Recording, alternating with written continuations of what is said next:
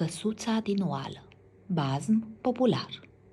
În mijlocul câmpului ședea o oală răsturnată și era oala aceea mare, mare cât un butoi. Iaca trece pe acolo un șoarece și vede oala aceea goală. "Bună casa e asta," își zise el, "a cui o fi?" "Casa, căsuță, cine stă aici?" Dar nimeni nu răspunde. Se uită șoarecele în toate părțile, însă nu vede pe nimeni. Numai două muște care veniseră și ele după mâncare acolo. Se ridicară în două piciorușe, dar șoarecele nici nu le luă în seamă. "Ia să mă mut eu aici și o să stau singur."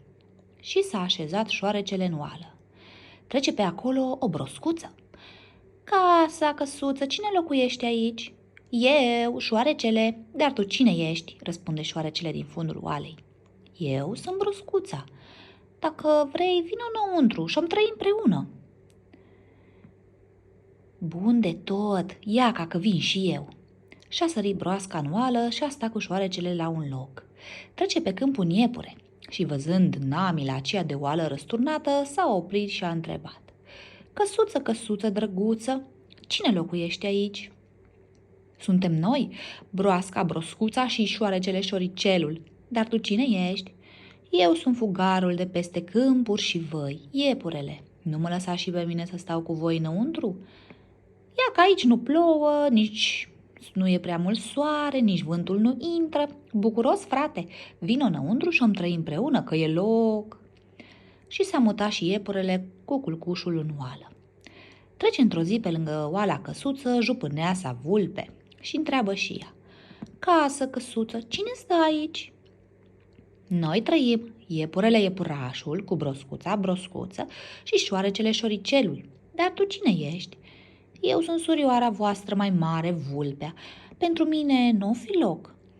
Vai de capul meu, am rămas fără casă."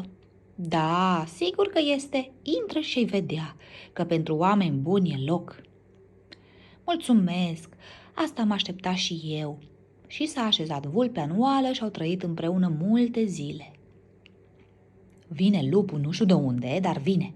Vede oala mare și-a închipuit că o fi cineva înăuntru. "Căsuță, căsuță, cine locuiește aici?" "Eu, sora vulpe, cu iepurele iepurașul, cu broscuța broscuță și șoarecele șoricelul. Dar tu cine ești?"